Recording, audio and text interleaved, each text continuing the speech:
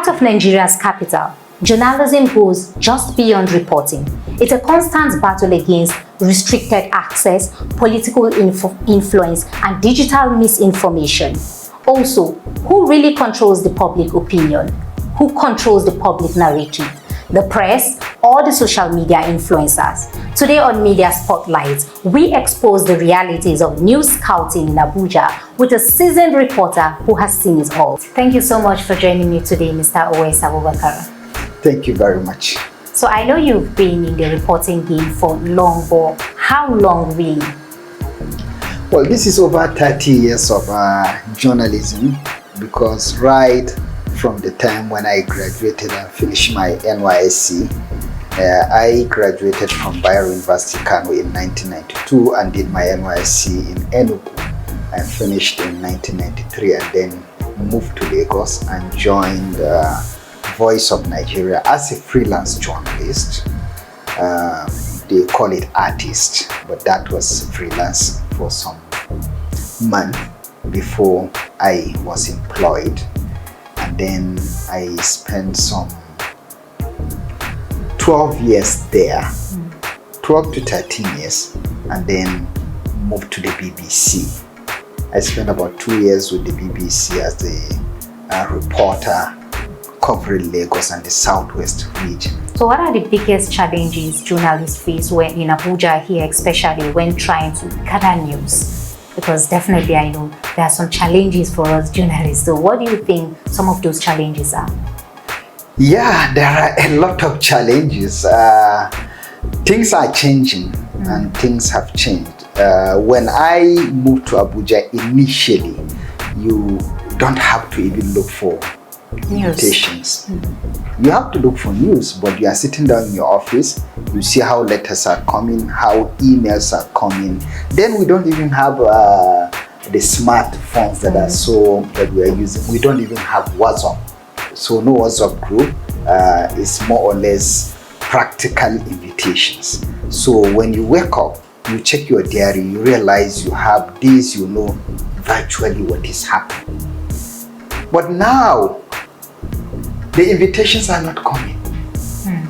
Organizations are doing selective invitations for some obvious reasons. So why? Okay, you have no idea of these reasons, because I wanted to ask. Well, there are the reasons. As a journalist, you should know. Basically, they are trying to limit the number of people that are covering each assignment. Sometimes you realize the number of journalists going to cover certain stories are just too much. Yes. And then the issue of who is really publishing my story.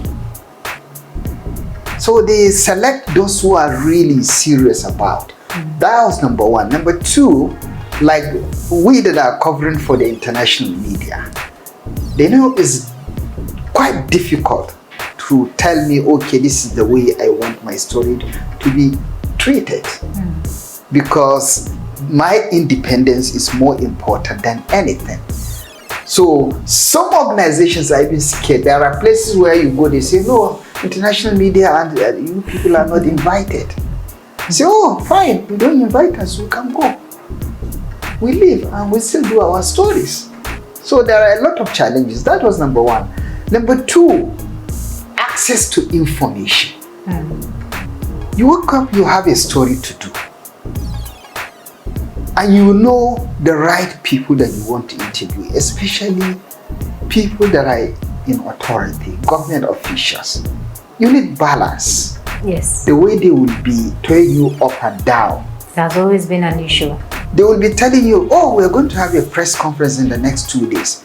Why don't you wait until that? But they don't understand the way the media works. News is fresh. Yes. News has value. So have you ever encountered any censorship or the pressure to kill a story you've worked so hard together? Several. So how did you handle it? Let me give you one example.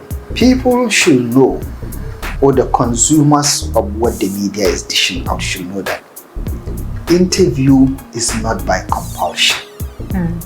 When you give interview to a journalist, the material becomes his own property. You are giving them the rights to make use of it. Because you didn't give the interview under duress. I can help you when you give me an interview, you make some mistakes in it, which will not be good for me.